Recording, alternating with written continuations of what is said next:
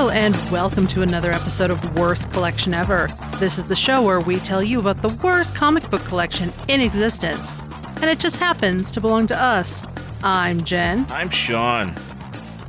I'm just stretching. I noticed. To pick up something here for our book. Yep. Maybe I don't need to do it. Okay. But hi. Hi. Welcome to the show. Yes. And we are here starting a new series of comics Mm-hmm. in a line of a particular issue, a particular comic book series. So you're gonna look for it. We're gonna look forward to that. But I guess we just want to say hello.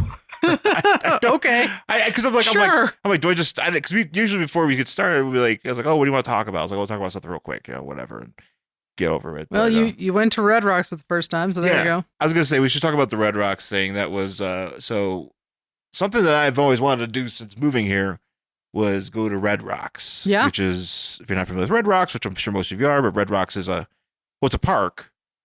Yeah, but it's a concert venue. But it's mostly known for being a concert venue. Yeah. In the middle of like rocks. Yes. And it's pretty big. It's not that big though. Well, no. I mean, they can't really expand it because it's like basically this weird basin that formed in these red rocks, and it just happens to have like great acoustics. Yeah. So they put seats in it and they play concerts there. Yeah. No, they figured something out there. That was pretty interesting. You know, the way it's kind of set up, and you can't really be like, we're going to renovate it and put more seats. Like, no, you're just going to have to leave it how it is, you know? Right. Just make it cleaner or something. Oh, yeah. Well, you can't really do anything. I mean, they don't want to screw with the integrity of the rock, so they can't do anything to it. No, you'll ruin it. Yeah. But we went to go see Sarah McLachlan. We did. Which I'm not the biggest Sarah McLachlan fan. Mm-hmm. I'm familiar with her music, and I mean, she was around, you know, because you and I are the same age, so it's like, she was around when, you know, we were like teenagers. Yeah. So I'm familiar with, like, you know, what she brings to the table, I guess, to put it a certain way. Sure. And she's she's excellent. She's a great performer. She's got excellent voice. Even all these years later. Oh yeah. Because she was there. Sounds great. Yeah, she was there to perform the entirety of her album "Fumbling Towards Ecstasy." Yes, it's the 30th anniversary of "Fumbling Towards Ecstasy" because it came out in 1994, which is terrible. It's just terrible, and it's also kind of weird because you think about, like, in 2000, right? Mm-hmm. If there was an album, I'm trying to think of the album that came out in 1970, say some Rolling Stones album, came out in 1970, which I'm pretty sure one did. And they'd be like, well, we're doing a 30th anniversary tour for this album. But like, man, that album's so old. So old, man. It's so old, man. Man, it was like a different time, man. Fucking old people go see that shit. Yeah. And now here we are. And it's like nothing's changed. No. Except we have phones we carry around everywhere, and they're also computers. Yeah, pretty much. That's it, actually. I think that's it. That's the only thing. We have to talk about the passage of time on the show a lot. Yeah. And that's basically the only difference between now and 30 years ago is that we now have phones that are also computers. Yes. Everything else is the fucking same. Mm-hmm. Yeah, no, she was excellent. I was just a bunch of songs. Because actually was kind of cool because she played the album, but she played it after she played a few other, like, of her songs. Yeah. You know, her songs, like she did Building a Mystery. Yeah, Sweet Surrender. She did a bunch of other stuff. She did the Dead Dog song. Yeah, she did the Dead Dog song. Yeah, which I I'm hate like, that song. So you may, I guess I'm kind of disappointed she didn't, like, it's like, you may hear about this one. Yeah, you may have to turn off the TV every time this one comes on. Do you shield your eyes when you hear this song? Yeah. From seeing the TV? Well, okay, don't worry. We're not going to show anything. Oh, psych! I've got a bunch of dogs on the screen, on these screens. Psych. I actually was really worried that was going to happen, and I was like, no, but it didn't. Thank God for that. Because what happened was it was kind of like weather was kind of iffy. Yes, we did have a rain delay, so that was kind of, and there was lightning and stuff, but it was good. I that album was so important to me because I didn't find it till I went to college, like going to college. So like 98-ish And it was just like such a huge album for me, like in the mix with all my like goth randomness. Possession's a dark as fuck song, so that's probably why. Well, that's the thing, man. Like, you know, listening to some of her music, like it's hand in hand almost with like I say like a Kate Bush and a Tori Amos, and you know, Susie and the Banshees. Like they're kind of all like holding hands. You know, 100%. as the bridge goes across. You know, it's all there. And but no, I dig some of that stuff. You know, I think she's got excellent voice. She's got her band is great. Yeah. You know, she got real talented fucking people. Like their bassist was, I don't know who this chick was. I feel like she was supposed to be somebody I should know. Yeah, I don't know who she was supposed to be either. But she was like a backup singer / bassist. Yeah, she was hitting some of the big parts though. Oh in yeah, those songs. Absolutely. There's one song I forget what it was, but like she was just singing like a bunch of it. You know, where she was like, because Sarah McLachlan's like, hey, I got to take a step off of this one. Yeah, she was like spinning around or something, like not wearing shoes. She's doing a flowy dress dance. Yeah. You know, and this other chick's like playing bass and rocking out, singing a song. And then she had we deemed her one guitar player Chuck Norris. Yeah, because he looked like Chuck Norris, and then the other one looked like Chuck Norris wearing a nudie suit, which is actually awesome. I love a nudie suit. Oh man, I think those are fucking cool. Well, fucking, I think about it. When I hear about nudie suits, I always think about What's the Frequency, Kenneth, and Mike Mills. Yeah. He kind of like brought it back. Yeah, he kind of brought it back because that song, you know, in that album was big for R.E.M. and he was out there wearing that shit. Yeah. And, you know, looking cool. Yeah. I mean, I don't know, man. It was just an interesting place to see a concert, though. Lots of stairs. That sucked. A lot of climbing up. That part I didn't like so much. That part I was like, oh my God, my old fat ass is just going to die here. But, you know, we made it up. It was okay. We did. You know, we actually for the first time, being the first time there for us. Yeah. I feel like we navigated it pretty. I think we were pretty impressive in our navigation. Oh, yeah. No, definitely. By that, I mean, we went there. Mm-hmm. We got there early enough. Yes, we did. Amidst of like a big line of people already that were already there. Because the parking lot opens like 2 hours ahead of the show. So we pulled in pretty much right at 5:30. Yeah, so we went to go eat somewhere nearby, got into the parking lot, got a decent spot already because they were just opening the lots. Yeah, and people apparently like tailgate in the parking lot before going up to the show, which I didn't realize was a thing. Well, if you're going with the crew, man. No, you might as well. Look at it. I'll tell you what, man. Like if you probably had people there that were like, yo, 25 years ago, we went to go see Little Affair together. Right. And we were friends. That's how we became friends for life. Right. Before we go see Sarah McLachlan do this song, or do this album, we're going to sit outside our Subarus. Well, shit. I mean, and drink white wine and fucking get hammered. Because we were walking by to go, because you know, we parked and then we were going to walk up the stairs so we could go stand in line to get in. I walked by this one car and they literally had like a vegetable plate out with like hummus in the middle. I was like, oh, you know, the hummus was flowing. They fucking came prepared. Prepared like it was on a platter and everything. And I was like, wow, you guys, like, this is fucking serious. They had cold cuts and cheeses. I was like, this is some serious shit. They had those Breton crackers. Man, it was out of control. It was out of control. That shit was lit. Yep. And actually, I'll be honest, if I got invited to if I was able to go to a tailgate and there was like a bunch of meats and cheeses, I'd be like, oh my God, this shit's awesome.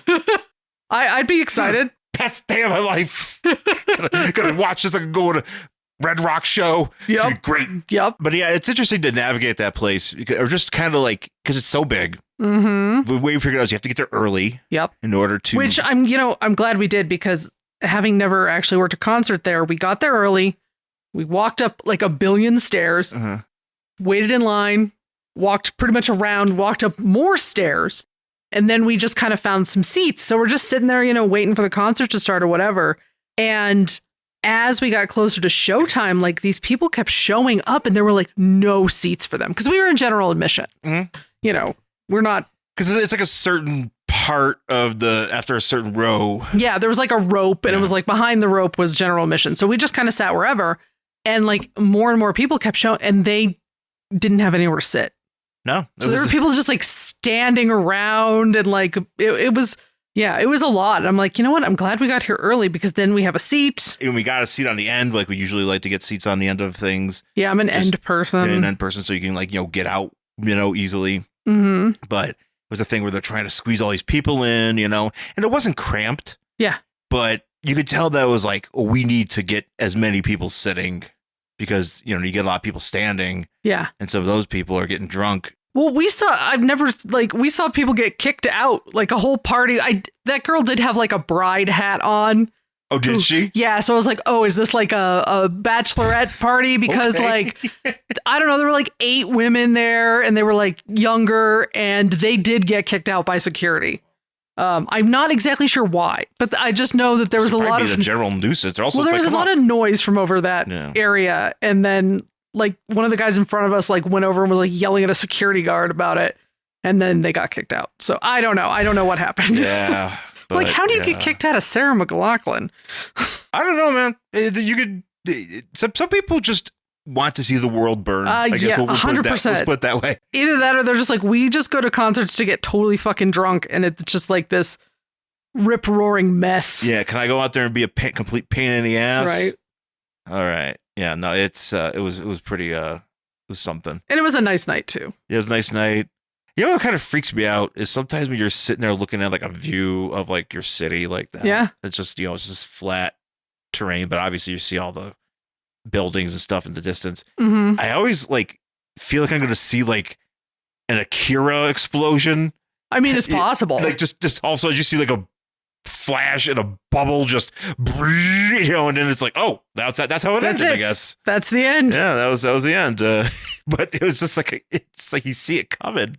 It's also kind of weird, like just in general, because most of the time when you go somewhere in Denver, you're not looking east. Yeah. Because there's nothing east. It's just flat nonsense. That's true. It's just, you go to Kansas and that's it. But so most of the time you're facing west and you see the mountains, but we were not. And I'm just like, wow, I don't typically look this way, but so it's kind of weird to see everything just flat. Yeah. It's very flat. It was just like Nebraska over there too. So well, I mean, that's what it's pretty much like flat. And then you come into Denver and then the mountains just, there they are. There's something like 115,000 English language podcasts in the world. And no doubt hundreds of them are aimed at the comic book genre. There are sci-fi comic podcasts. Horror comic podcasts. War comic podcasts! But do you know what we need? You guys crazy enough to combine those fields and make a podcast of their very own? Yes. It's the answer to a question no one asked, so that's why we are answering it. Such a gaping hole in the podcast landscape must be filled post-haste. Did you really just use the word post-haste? The Weird Warriors podcast covers the Weird War Tales comic book series published by DC Comics from 1971 to 1983. Along the way, we'll also check out other horror and war comics published by DC, Marvel, Charlton, and any other targets that may present themselves to us. I have the war books, and he has the horror books. So if you're ready to take a nice, relaxing look at the hell of war in comic book form from the age of the caveman to the distant future, then report for duty by subscribing to the Weird Warrior podcast. Brought to you by the Brothers Spleen, wherever fine podcasting provisions are issued. Vampires. Aliens. Dinosaurs. Alien dinosaurs. There's something for everyone. General Sherman said war is hell, but do you know what else is? Weird. For our purposes, yes. So tune in to the Weird Warrior podcast today. Do it. That's an order. Yes, sir. Don't call me sir. I work for a living. But we're not getting paid for this. Dang. Well, I'm Max. And I'm Rich. And we're going to be bringing you the Weird Warriors podcast, where we will promise to make war no more. I guess we have some something in order here. Mm-hmm. Oh, yeah. What are we reading here? Well, I did promise some sort of prestige. So, is this prestige? Well, it's Frank Miller as the penciler. As the penciler, yes. We'll talk about it. But we're gonna do Daredevil. Marked. So I got a trade paperback. Daredevil marked for death. You know what? Let's do this though, because now I'm reminded again. Yes. Find us on Twitter and Instagram. We're at Angry Hero Sean. And I'm at Jen Stansfield. And that also goes for Blue Sky. Oh, yeah. All the things. All the things. Threads. There's a bunch of them now that people are all trying to deal with. Worst Collection Ever on Facebook. Yep. Email us the show at worstcollectionever@gmail.com. We would love to hear your thoughts on Sarah McLachlan. And if you've ever been to Red Rocks. Yeah. Oh, this is something else I want to point out. Hmm. The YouTube, and I'll say it again at the end of the show, but YouTube Angry Hero 79 is my channel. And if you subscribe to that, you can get new episodes of the podcast on YouTube. But if you don't want to subscribe to my channel, which is fine, I would prefer if you did, but if you didn't, there is a link in our show description that does feature the link to the actual playlist for Worst Collection Ever. That's created for that. So what I believe you could do is probably just subscribe to that playlist or save that playlist, and I guess it would just update. Yeah. And you don't have to actually update, if you go subscribe to our channel. Because I just think about this today. It's like, I got a lot of channels on there on my account that I subscribe to, and I watch like a few, maybe a few videos at first, and then I never watch them. And, they just kind of sit there, but I don't want to get rid of them because I like the content on there. So I just kind of, hang around. So I get it if you don't want to do that, but I just want to make sure that was clear. So There we go. Anyways, though, Daredevil, actually, this is hard. See, this is the problem now too, is that I am unprepared because I want to go to, the information about this. The book? Oh, well, I mean, I can vamp and talk about more. Yeah, go ahead and vamp. So what else did we do? We went to AEW on Wednesday. So we had gone Wednesday, and then Friday night we went to Sarah McLachlan, which is a lot of shit for old people. But yes, so we went to see AEW, and that was a lot of fucking fun. We had really good seats, and directly, like, we were on the hard camera side, so like, opposite hard camera.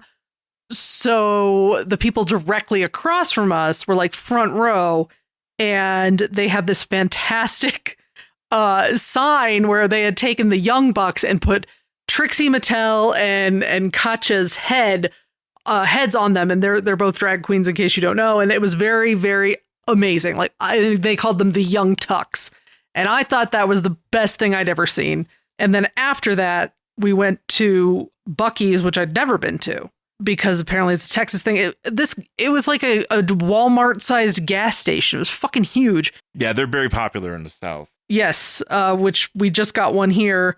So we went there.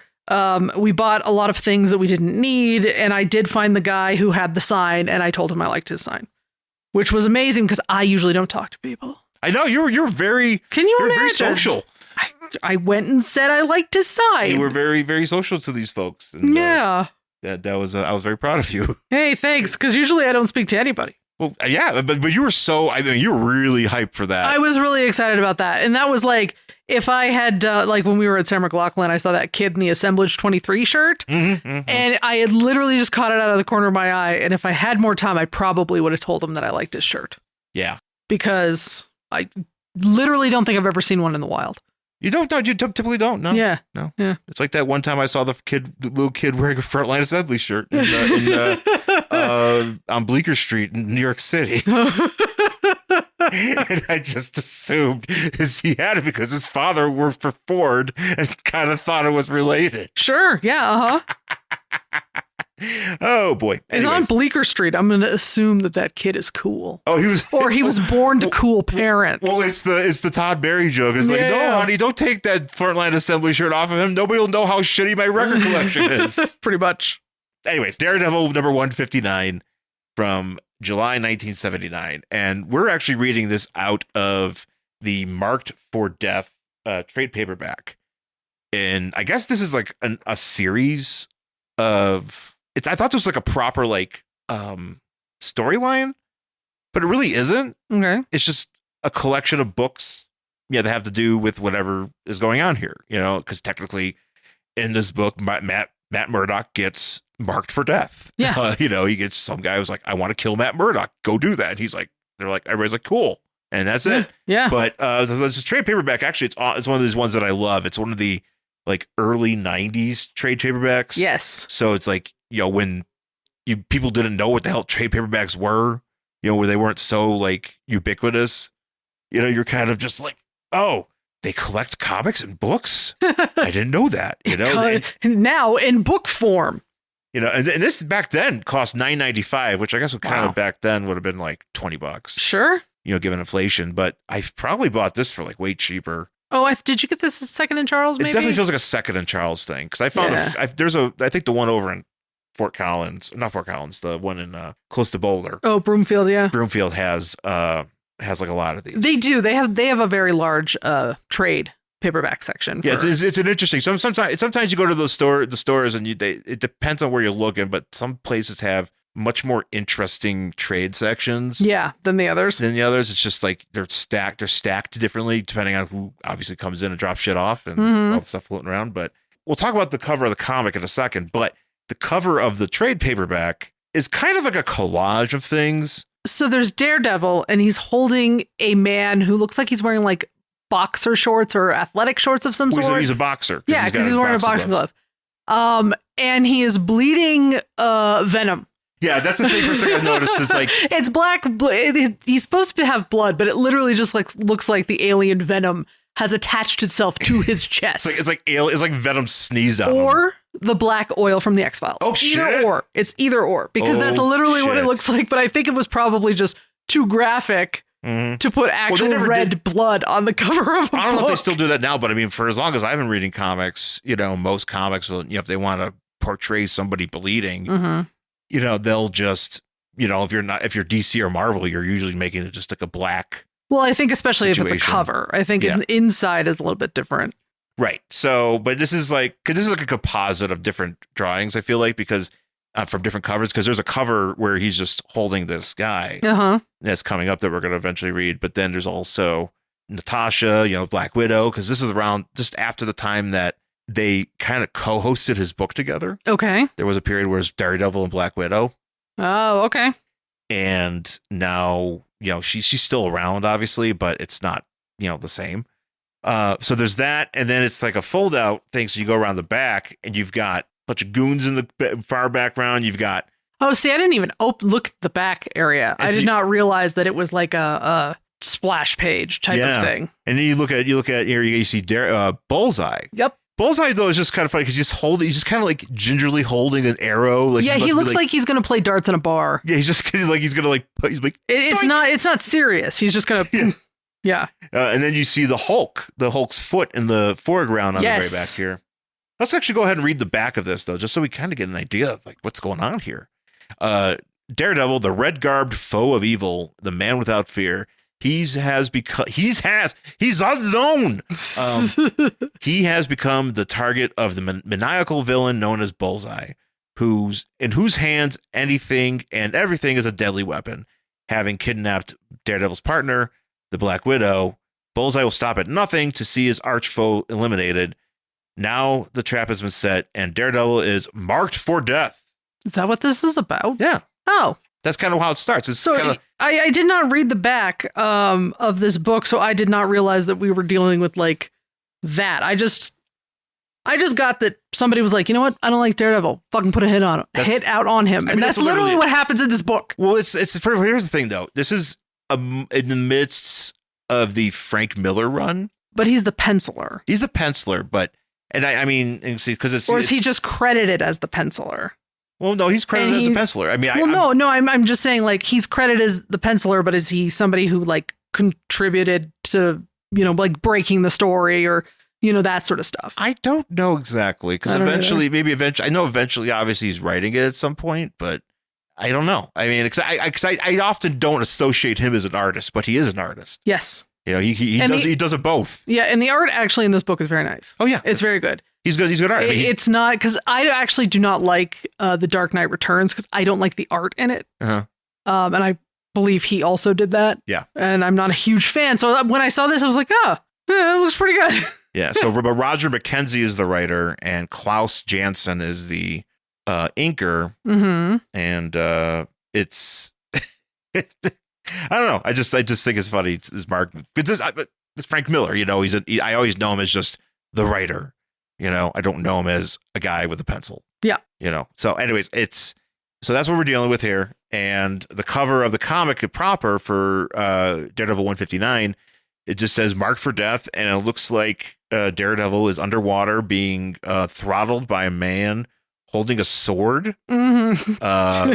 And he's underwater, and it looks like there's also like a building they're underneath or something. It's like fallen ruins or some shit, Yeah. So that's pretty pretty much what we're dealing with here. Yeah. Okay. So from what I understand, what I'm trying to put together here is like Daredevil was Bullseye. Bullseye's like relatively new here. Yeah, I was actually going to ask you that because it like the way they introduced him at the end, I was like, is this the first appearance of him or is like one of his first? Because I feel like it feels like they're just sort of introducing who this character is. I feel like he was around maybe like 20 or so odd issues before this. Okay. So relatively as like a villain, new. And they introduced him and then probably, Frank Miller and Roger McKenzie were like, hey, what about this Daredevil or what about this Bullseye guy? Yeah. Let's do something with him. And that probably kind of helped put over. Because, I think a lot of people are very familiar with Bullseye is because of, his involvement with Daredevil during this Frank Miller run. Yeah. So that, and then eventually, like, Elektra shows up. Like, I don't know if Elektra's here yet. I'm pretty sure because this is like 79. Okay. So I feel like she's like an 80s character for sure. Mm-hmm. Matt Murdock is I'm assuming this is footage from him fighting Daredevil fighting Bullseye from previous events. Okay. Like he's fighting him and it looks like a wrestling ring. Yes. He's fighting him in something called Bowling for Bucks and like Bullseye's throwing he's doing a Jean Grey chucking bowling pins at him or whatever. Okay. Yeah, and so he's observing this. I get confused here because I don't know who this guy is, this blonde guy is. That's the thing. I don't know who this is either, and I think we're supposed to. Is this Slaughter or what? Well, they refer to. Is it Slaughter? No. So I think Slaughter is this old dude. It's kind of like looking like a ghoul getting his cigarette lit. Yeah, because I was like, that guy's not going to be killing anybody except himself. He's a monster. He's like a guy from Dick Tracy. He 100% does. He looks like he's just got some sort of like, I don't know, some radioactive face. Yeah. But because at first I was just like, wait, he's not one of the like, because he has like a table full of hitmen where he's like, you guys are going to go, kill Daredevil. Yeah. And at first I was like, he's not part of the hitmen, is he? But no, he's the guy running the thing. So. But I think they're referring to, what's his face? Bullseye as Mr. Poindexter. That's not his real name, though. Like, nobody knows his real name. I think he's only been referred to by his first name. Okay. Which is Lester. Lester Poindexter? Lester Poindexter, yeah. But he's related to his brother is Buster Poindexter. Oh, okay. He's in a band? And they hang out and, they go hot, hot, hot. Yeah, nice. And that's how they live. Mm-hmm. But so he shows up and he's got a whole bunch of money. He's like, and I think he's coming to Slaughter because Slaughter is the guy that'll get you people to kill for you. Okay. He's your guy. All right. $500,000, actually. I just enjoy this Webster guy or Slaughter guy being like, anything's possible for a price, even murder. Yeah. Also, I gotta say, I appreciate the last name Slaughter because there's not a lot of people with the last name Slaughter that you can think of off the top of your head. I mean, besides Sergeant Slaughter? Then, yeah, and that's not even his real name.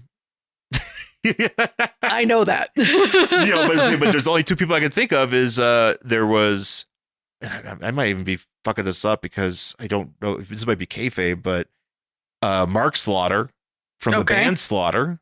Okay, was that his real name, though? I think that's his name. I think that's his real name. I could probably look that up at some point and confirm that, but I always feel like it was named after him and his name was Slaughter. Nice. So that's a cool last name. Yeah. And there's that, and then there was also a wide receiver in the 80s for the Cleveland Browns. His name was Webster Slaughter. Okay.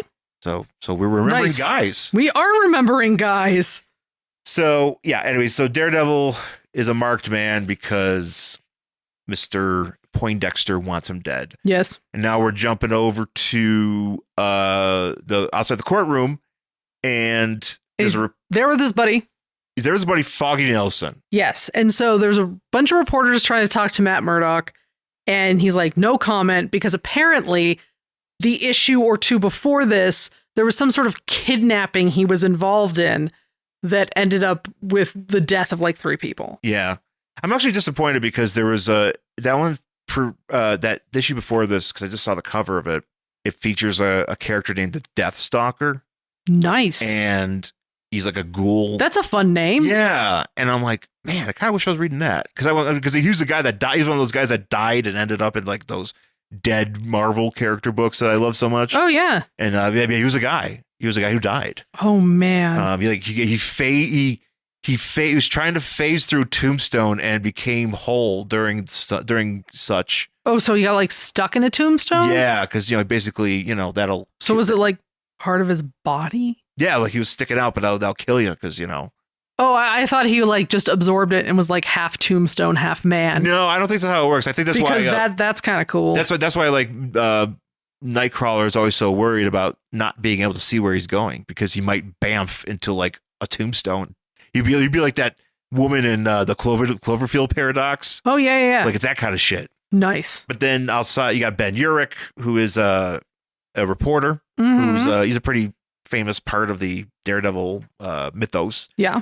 And he's like, do I do a piece on Murdoch because he's got this connection to Daredevil, because it's kind of implied in some way that Matt Murdock is a public defender. Yeah. And Daredevil, the superhero, does like research for his firm. Yeah. He's kind of like, it's like, yeah, I'm going to help you out, dude.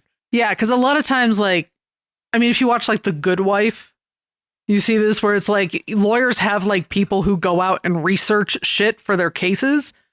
And like, it's very strange. It's like being a private detective, but not. Right. So that's basically what Daredevil's doing here. As Daredevil, yeah, that's kind of implied that. Yeah. And so I don't know exactly who he's defending. I don't think it actually matters. But there's people in this courtroom that are there staking Matt out. Mm-hmm. And they're like, hey, it's a blind guy. Let's get him, And then there's also this judge. Is just this judge's name? Did you catch this judge's name? No, what was his name? Judge's name is Judge Coffin. Oh, that's right. Yes, Judge Coffin. I remember this now. Yes, and apparently he really hates Matt Murdock. Yeah. But he hates people not getting punished for wrongdoings even more, because he's like, Matt Murdock's like, hey, I would like to postpone this hearing just because of all the stuff that's going on. And the judge is like, well, this is unprecedented, but okay. And then he has like thought bubbles. Yeah, he's like, the guilty must pay for their crimes. And by God, so long as I am judge, they will one way or another. So saith the coffin. Yeah, he should really be like, he's just like, I'm not going to listen to the law. I'm just going to be a vigilante. Who, the judge? Yeah. Yeah. This is actually, he can actually make a great Supreme Court justice in an SVU episode. Oh yeah, or a Supreme Court justice, because they don't fucking do what they're supposed to. They don't do shit. Fuck SCOTUS. Anyway, it always reminds me of there's a bit on Lewis Clark. Lewis Black? Lewis Clark. Oh man, shit. Lewis and Clark? Lewis and Clark, they put out a comedy album. Who knew? They mapped the entire United States and then did a tight five about it. They sure did. It was like the Sklar brothers. They went both up there and just did a duo thing. Yeah. But they were like, Sacagawea was their only audience for so long. And when she was finally done, she was like, thank God. I can't listen to these guys work on their jokes anymore. It's very stupid. It is very stupid. I love it. But Lewis Black has a bit about, I think he's talking about the Janet Jackson thing. Oh, yeah. She got exposed or whatever. Yes. And he's like, and Congress, who doesn't do shit. Just the way he says it. I find a way to work that in. Anyways, Matt Murdock and Foggy Nelson get jumped by these goons. Yeah, they're like held up in an alley. Because they want to find out where Daredevil is, because they wants the monies. Yeah, they have to kill this person. They have to kill the Daredevils. Yeah, so they're like, we'll tell Daredevil that like Slaughter's looking for him or whatever. And they disappear. And they even can I just say, there's a really weird line before this happens. Oh, okay. So and it's at the very top of that page. Oh, this one? So Daredevil and Foggy are walking down the street, and Foggy's like, oh, yes. He's like, oh, I'm so hungry or whatever. And, they're just talking about that. And then he says, my stomach thinks my throat was slit. Yeah, he goes, my stomach thinks my throat's been cut. What does that mean? Because I guess his stomach is so hungry that the stomach, which is sentient unto itself, believes that the throat believes that. He's like, man, something must have happened up there. Oh. Maybe he lost his. Does he have a head? I mean, I would assume that all the blood would just go down into the stomach, and then it would be like, oh no. You think something in the body could tell the stomach that the throat's okay? But I don't know. Somebody fucking sent it a text, for fuck's sake. It's got cell phone in his stomach. Yeah, what is this? Dark Knight Returns? Yeah, it's pretty much just like, the little stomach has some arms. It picks up its tiny little iPhone, and it's like, oh, okay, yeah. He'll be in a second. Don't worry, we're gonna get some hot dogs in a second. Yeah, because Foggy needs to eat. He's also kind of walking around with like a bandage on his head, because I think he must have been a part of something in the earlier issue when he got donked. But also, I have these thugs. They even find a way to fat shame him at the very end, because they're just like, yeah, well, you know what? If Daredevil doesn't show up because you know Daredevil, Matt Murdock, we're going to come for your pudgy friend. Yeah. That's right. We're going to really slit his throat and make sure his stomach really knows his throat's been slit. He will have the loneliest stomach in the tri-state area. That stomach's going to be attending a funeral. It's going to put a little black suit on that stomach. Some shiny shoes for that stomach. Wearing his cufflinks that he uses specifically. Man, this is the third funeral I've attended this year. Man, Foggy's got some problems. First it was the liver, then it was the kidneys, now it's the neck. Dude, actually, I'm pretty sure it was probably like the gallbladder first. Oh, yeah. Probably one of the kidneys is gone because it's got the beatus. Well, or it could be like maybe Foggy was one of those guys who like met the girl at the bar and woke up in the tub full of ice. And he's like, it really happened. It happened to me. So he's missing a kidney or two. The stomach's like, you don't touch him. That's my friend. He's like, I can't go to another funeral, man. I can't lose another part. Foggy Nelson's stomach. Me, Foggy Nelson's stomach. Oh, brother. Anyways, Matt Murdock, where do they want to meet him? Somewhere. So basically bed down by like Pier 47 or Pier 42. Pier 42. So he's been at Piers. Okay. Yeah. He's been at Piers. Bunch of destroyed buildings. I think these are the ones that like Wonder Woman destroyed in that one book. Yeah, 100%. And he's shared universe. Yeah, he's it's because he's Daredevil, he can hear everything going on. He can hear these guys on the roof. He can hear the water. There's a lot of like very like flowery language right here the about when relentless slap of black briny water. Yes. Daredevil. What does the water say to the face? Yeah. Daredevil hears it all, and then they don't really talk about it here, but we talk about it later that he has that sort of like infrared sonic. It's like a sonar. It's like sonar his vision. Sense. Yeah. So but he's observing these dudes getting ready to shoot him, and he's just like, I don't know, why would this old guy want to try to kill me or something? He's too old. He's literally kind of saying that. He's too old to hope people are dead. No, I feel like too old to hate. No, God, no. Those old. If you see a really old person, there's hate that fuels them. Yeah, it's true. Because that's what keeps you alive. That's what keeps you alive. No, but I'm never dying. Yeah, but he's like, but I don't know. But Daredevil believes that this old man, he's apparently a retired criminal of some sort, but now he's coming out to put a hit on Daredevil for reasons. That we do not yet know. And so Daredevil. This is confusing because it looks like he's jumping in the water, but he is. Yeah, it's like, so he goes onto a boat where there's these dudes. Well, he's trying to get the jump on these sniper guys. Yeah. He jumps into the water and then so he comes up on the boat. I do love his little stick. Well, his baton. So this is, I guess I was reading something about this, that this is like one of the first issues where they really kind of establish, I mean, this obviously he's had his baton for a while. Right. But they really try to like establish it being used as a projectile. Okay. Which is what he's doing here, because he kind of has like these trick shots where he just he like bounces off. Yeah, it's actually really fucking cool. He's hitting dudes and he drop kicks a guy. Here's the guy with the sword. Yeah, so that guy loses the sword right away. So yes, so I got a little confused at this part because he goes on the boat. And then the guy with the gun starts shooting. Uh-huh. And I think it's like one of the goons goes for Daredevil, but he gets shot by the sniper. Yeah, because they both fall into the water. But Daredevil and the goon fall into the water, but the goon is dead. Well, the goon is dead because one of the guys... Because he got shot by his friend. Well, there was a guy earlier who was in the thing called Leech. He's fighting Daredevil. He's the one that's in the water with him. And Daredevil and one of the goons is like, hey, don't hit Leech. He's like, I don't like him anyway. Right. And so apparently that's what does this guy in. Like this, there's maybe 2 guys that get shot or something, but this guy gets done. This one dude looks like Eddie Pepitone here. Oh, 100%. This old guy. This guy's too old to be out. He's going to run in and start yelling titties. But Daredevil is, he's yelling. It's like, who's doing this? Like, right. Why are you trying to kill me? Right. And he's going to answer it. And this is amazing. Oh, what?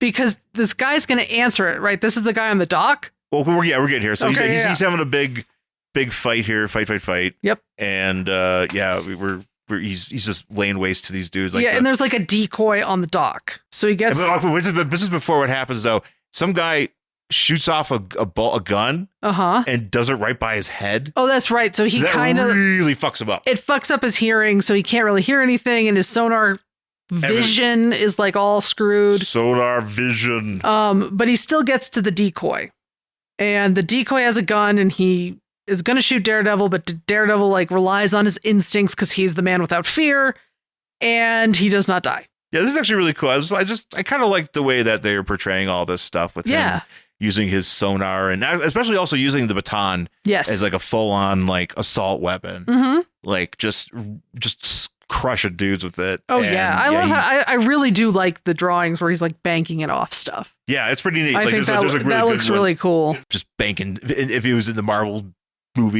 show, just banking shit off of things. That would be sweet. I'd like that. But yeah, he gets to the so he gets to the decoy. He actually hits the bullet out of the air. Yeah, that's how good he is. Yeah, that's how amazing he is. So this is where you're talking about here. Yes. So he gets the decoy, he grabs the decoy basically by his shirt, and he's like, you tell me. And the guy is starting to tell him. And then all of a sudden, somebody from behind this guy throws one of those like lifesaver rings, throws it literally hits this guy in the back of the neck and breaks it.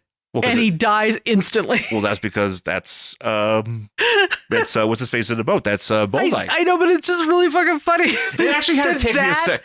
That is the thing that you could use to kill somebody. He can use anything. I guess I've never really touched one of those, so I don't. To me, it looks like it should be foam. Well, it's probably maybe it's more hard plastic. I don't think it's inflatable. I think it's more of like it's not inflatable, but I always thought it was like made of foam, but maybe it's not. Well, it's probably threw it. He knows how to throw it hard enough and where exactly to hit it. So yes, so he could break a man's neck with it. Nice. So that's what a fucking way to go, man. Yeah. Killed by life preserver. Yeah, like my neck is broken. It's supposed to save me, but it did not. Bullseye is on the dock, like he's in this boat. He kills this dude with the thing. Yeah. With the life preserver, and then he starts filming stuff. Which is strange. It took me a while to realize that was Bullseye, and then also didn't know why he's filming. I don't know exactly. Is it like when you watch opposition teams footage? Is that the idea? It's possible. I don't know. I don't know exactly what the reason is behind here, because he's got the he's offered the contract. I'm just reading through this end here. When I offered him the contract, I knew he never had a chance of defeating you. I just wanted him to try so that I can get it all on film, and now I can study every move. So there you go. It is. So it's so like he wanted to see these goons in action. Yes. And he wanted to film that. And then, when it came down to it, he had to just throw a thing. Yeah. To finish that up. But he's like, all right, well, before I get to you, I'm going to break your woman. And he's slicing up. He's got a letter opener. Yes. And he's slicing up a Daily Bugle issue where the head story is Widow returns, Natasha back in Big Apple. Sure. Nothing else is happening in New York City that day.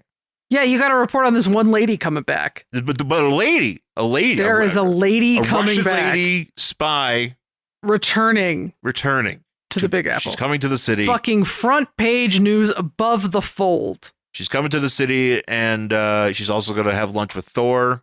And then, her and Iron Man are going to go bowling. Like, what month is this? Is what, 1979? Yeah. What month? I think June. Oh yeah, like I mean, we're getting into like Reagan territory, Reagan getting shot territory. No, but this was the 80s. That was in the 80s. Oh, I know, but we're like ramping up to it. Oh, yeah. Yeah. Plus, we're having like, presidential election and all this sort of stuff. Plus, Mount St. Helens getting ready to explode. Yeah. You actually were born after that happened. I guess I was. It happened. In 1980. May 18th, 1980. Oh. I was alive. Well, I mean. Of course I was. You were closer. No, actually, no. You were born in Pennsylvania. No. But I was born before it happened. I just remember one time a long time ago watching some PBS show, and I for whatever reason I just remember the graphic of being like, if Mount St. Helens exploded today, all the ash will land on Buffalo, and it showed everything going to land on Buffalo. And I was like, Mom, oh no, it's gonna happen. Nice. Oh, but anyways, Daredevil, yeah, he's about to, Bullseye's about to take Natasha down, and that's where we're going to pick up next month in the issue, but next week on the show. Yeah. So, what do you think of this? What do you think it here? I mean, so far, I'm interested in what's going on. Like I said, I really do like the way they're really like leaning into who Daredevil is, and he's the man without fear, and this is how his power, like his sonar thing works. This is how he uses this, his little stick, which I think is really fucking cool the way they draw that. Yeah. So only took him 178 issues. Yeah. So, I mean, I am interested. I do not know why this guy wants to murder Daredevil. Because he's Bullseye. No, but why did the guy put the hit on him? Bullseye put the hit on him. What about the old guy? Because he has access to goons. Oh, he's the fence. I see. I am putting this together now. Yeah, he's the fence, and he's like, hey, I'll give you a bunch of money. You go ahead and get your goons guys out there, and you take care of Daredevil for me. Oh, why did I miss that? It's kind of confusing because you're looking at, I guess, because I'm supposed to assume I didn't know what Bullseye looked like. I didn't expect him to be out of his costume. Yeah, I'm assuming that's what this is, or if he's wearing a mask over the costume, like a human clothes. I don't know. Human clothes? Yeah, he's wearing. What is he? Is he not human? No, he's human. I'm saying, but like he's wearing like a street clothes, and he's wearing a mask. Yeah, like a flesh mask, but he's also underneath that. He's got his actual Bullseye mask, and that's why he looks like he's in Dick Tracy. Yes. Oh, okay. No, that's the old guy. The old guy's a Dick Tracy guy. He's the one I was referring to. He's the crusty one that looked like he got blown up. The Bullseye is just like some blonde dude. Oh, I mean, but I was, again, I don't read a lot of Daredevil. Like I was even telling somebody today, like he's kind of like a blind spot. Pun not intended. Right. But it's kind of like a area in my comic book fandom that like I'm not really familiar with Daredevil in general. Like we've never really covered him a ton on this podcast, or maybe we have. It just feels like it's never been like a priority. I mean, he shows up every once in a while. Yeah. Daredevil is one of those characters that my only exposure to him when I was younger was the Spider-Man show, because he would show up in a couple episodes here and there. That was really all I knew about him. Yeah. He's just one of those guys I would just see, when I was growing up. And then when I got into comics, like it was right around the time, I forget what it was called, but it's like Born Again, or it's some like big storyline that kind of helped like revitalize the interest in him. Like maybe it was Mark Waid was doing it or something like that. It was kind of like a big deal. Maybe it was just Man Without Fear or something like that. But sure.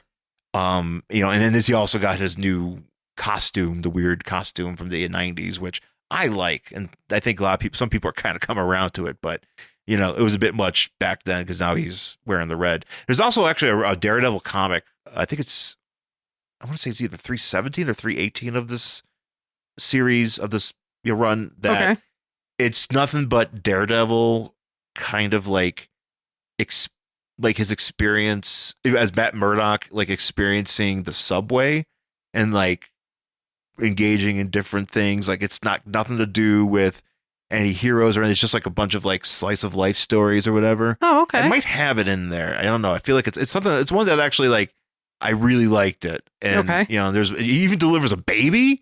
Oh my. or something. Like it's all, We're delivering babies in these books? Yeah, he's delivering a baby, Jesus. And I don't know. It's just, it's very interesting. And I feel like maybe we did this on the show. Maybe we didn't. I don't remember the baby.